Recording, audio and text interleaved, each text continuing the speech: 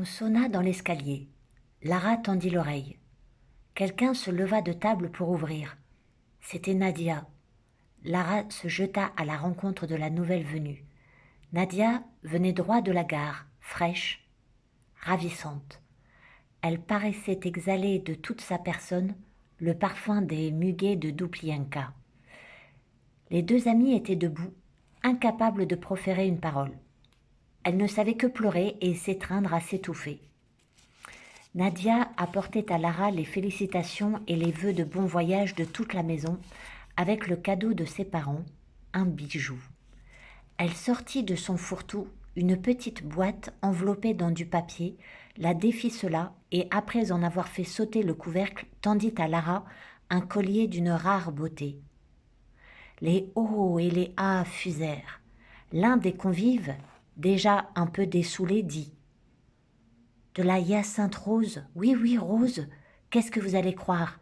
Une pierre qui vaut le diamant. » Mais Nadia soutenait que c'étaient des saphirs jaunes.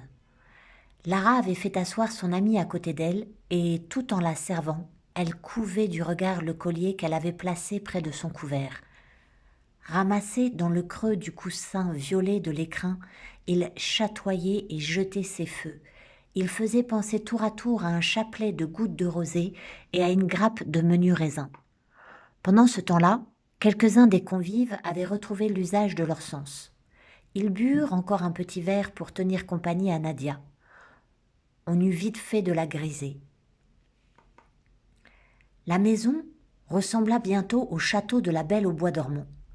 Pour pouvoir accompagner les Antipofs à la gare le lendemain matin, la plupart des invités passaient la nuit chez eux. Beaucoup, allongés dans les coins, ronflaient déjà depuis longtemps. Lara elle-même ne se rappelait pas comment elle avait pu échouer tout habillée sur le divan où dormait Ira Lagodina.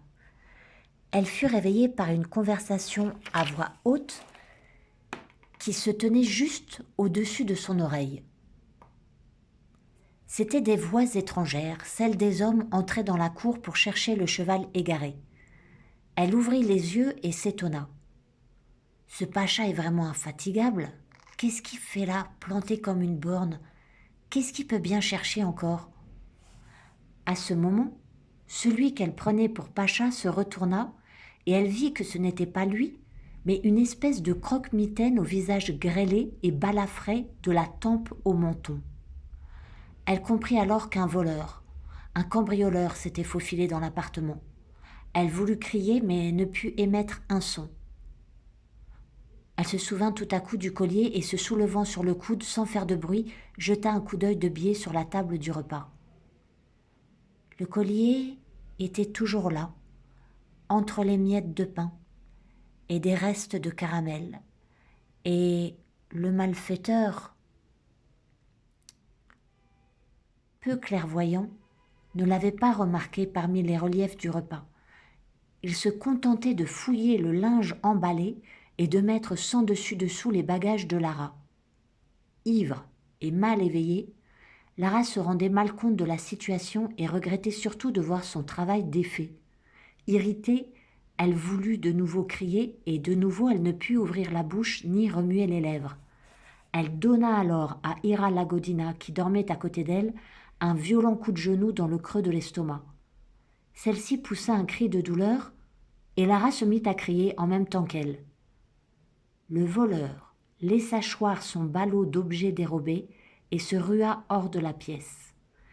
Quelques garçons, qui avaient fini par comprendre de quoi il retournait, sautèrent sur leurs pieds et se lancèrent à sa poursuite, mais le cambrioleur avait disparu.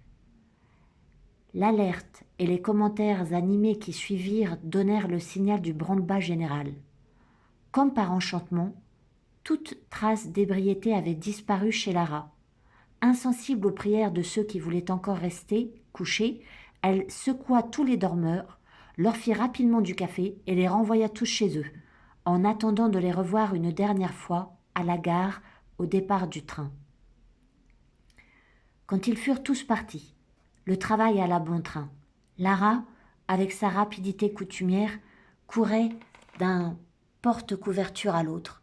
Il fourrait des coussins, serrait les courroies et ne cessaient de supplier Pacha et le concierge de ne pas l'aider pour ne pas la déranger.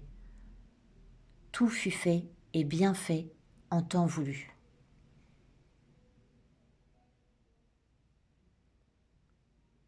Les Antipofs arrivèrent à l'heure.